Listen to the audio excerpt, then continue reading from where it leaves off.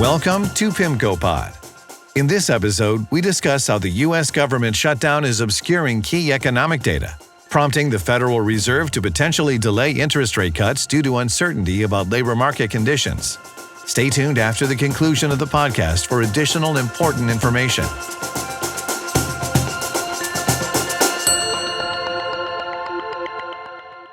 Fed Policy in the Fog of Missing Data by Tiffany Wilding.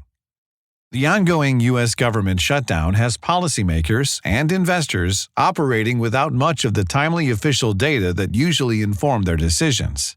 This could have a tangible impact on Federal Reserve policy in particular. Without crucial information on inflation and labor markets, the Fed could take a more cautious approach to interest rate moves, while it awaits more clarity on the state of the U.S. economy. A detailed review of the transcript of Fed Chair Jerome Powell's press conference following last week's Fed meeting suggests that the longer the shutdown drags on, the more the probability of a December rate cut diminishes, and January becomes more likely. Our base case is that the Fed will cut its policy rate at one of those meetings, bringing it to a range of 3.5% to 3.75%. Beyond that, we believe it's possible the Fed will pause at least until Powell's term as Fed Chair ends in May, as fiscal stimulus, including tax cuts and credits, supports the economy more forcefully in the first half of 2026. After that, the Fed could resume rate cuts in the second half of 2026, assuming inflation is more clearly returning to the central bank's 2% target, tariff effects fade, and risks to labor markets persist. Labor market thresholds for Fed action. Last week at the press conference, Powell surprised market participants when he said a December cut was not a foregone conclusion. He cited the shutdown's impact on economic data and linked another cut to further labor market deterioration, not just stabilization, which likely means another uptick in the unemployment rate. The last published household survey by the Bureau of Labor Statistics, BLS, showed unemployment at 4.3% in August, up from 4.1% in June. In September, the median Fed projection for the unemployment rate at the end of 2025 was 4.5%. So at that time, Fed officials were clearly concerned about negative labor market momentum. However, absent signs of a labor downturn materializing, which the Fed may not get due to the government shutdown, the Fed may determine a rate cut isn't necessary in December. Clashing policy and economic forces are weighing on the U.S. labor market. Monthly payroll growth has decelerated meaningfully this year from a roughly $100,000 per month pace of new jobs down to $50,000, according to the most recent BLS reporting on the 6-month moving average of monthly net payroll gains after incorporating the preliminary benchmark revisions.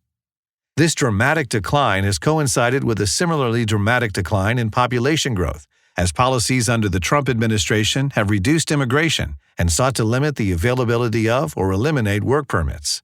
Based on these changes in population growth, we estimate that the number of monthly net payroll gains needed to keep the unemployment rate steady is currently around 50,000, down from closer to 200,000 at the height of the immigration-related population surge.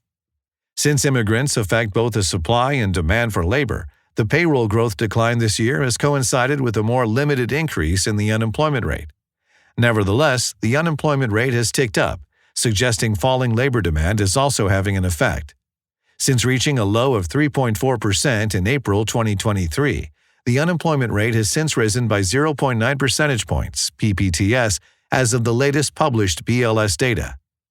This year, the ongoing economic adjustment to tariffs as well as the rapid diffusion of AI technology will likely drive the unemployment rate somewhat higher in the short run, even if these policies and trends create medium-term winners and losers. As we wrote in a September edition of Macro Signposts, U.S. labor markets, a release valve for tariff pressure, we think companies are focused on cutting labor costs as a way to defend margins against tariffs. This focus on labor cost savings is also likely driving faster implementation of AI. In the short run, we believe this weak labor demand will drive a somewhat higher unemployment rate and stagnant payroll growth, with still positive real GDP growth.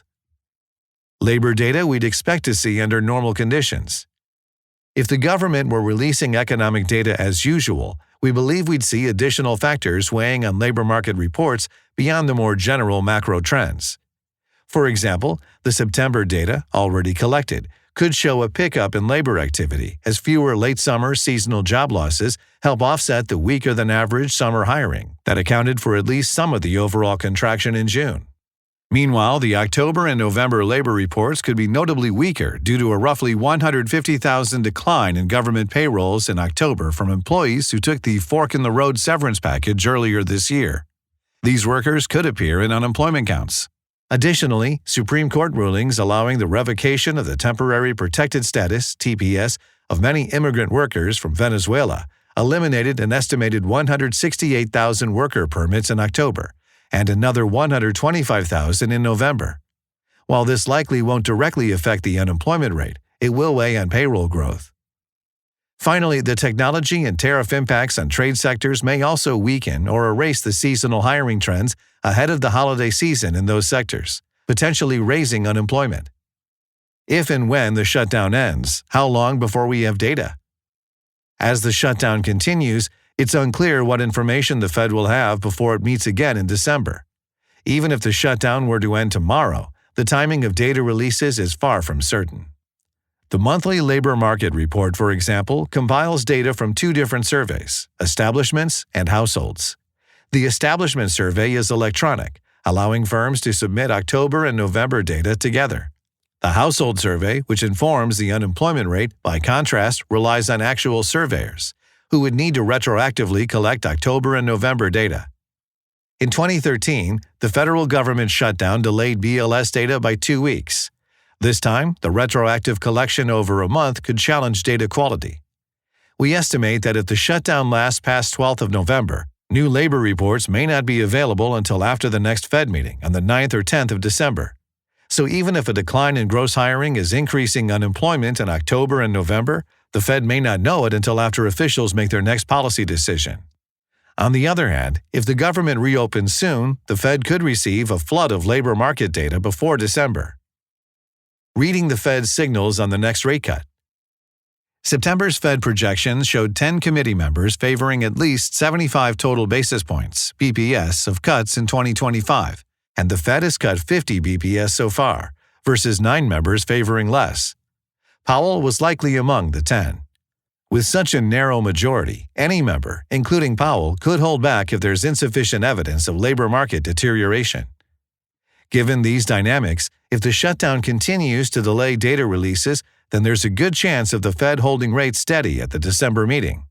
As Powell phrased it, what do you do if you're driving in the fog? You slow down. The data may come back, but there's a possibility that it would make sense to be more cautious about moving. In this case, the January meeting may be more likely for a rate cut. Our base case is a rate cut at one meeting or the other. Unless the shutdown lasts through year-end, which we don't expect, the Fed should have October-November employment data by January, and these reports will likely show further labor market deterioration. Outlook for an end to the shutdown. At the outset of the government shutdown, there was no obvious catalyst to drive lawmakers to reopen. Both sides of the political aisle have shown little urgency, but now they face growing pressures: missed and delayed food assistance payments, which affect millions of Americans, rising health insurance premiums for Affordable Care Act enrollees, and troubling air traffic issues. Our current estimate is that these pressures will most likely lead Congress to come to some resolution to reopen the federal government before late November's Thanksgiving holiday. But the shutdown's economic costs will deepen in the coming weeks, and the data desert will make it harder for both the Fed and market participants to gauge the U.S. economy's resilience.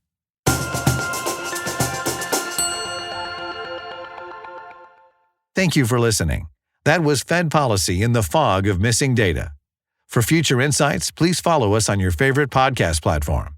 Macro Signposts highlights weekly takeaways from the data analysis conducted by our team of economists and other macro experts. For PIMCO's official views on the global economy, please visit PIMCO.com. The discussion and content provided within this podcast is intended for informational purposes only and may not be appropriate for all investors. Reliance upon information provided in a podcast is at the sole responsibility of the listener. The information included herein is not based on any particularized financial situation or need, and it is not intended to be and should not be construed as a forecast, research, investment advice, or a recommendation for any specific PIMCO or other security, strategy, product, or service. Past performance is not a guarantee of future results. All investments contain risk and may lose value. Investors should speak to their financial advisors regarding the investment mix that may be right for them based on their financial situation and investment objective. Podcast may involve discussions with non-PIMCO personnel, and such content contain the current opinions of the speaker, but not necessarily those of PIMCO. Other podcasts may consist of audio recording of an existing PIMCO article, and such material contains the current opinions of the manager. The opinions expressed in all podcasts are subject to change without notice. Information contained herein has been obtained from sources believed to be reliable but not guaranteed. PIMCO, as a general matter, provides services to qualified institutions, financial intermediaries, and institutional investors. This is not an offer to any person in any jurisdiction where unlawful or unauthorized. For additional important information, go to www.pimco.com/gbl/en/general/legal-pages/podcast-disclosures.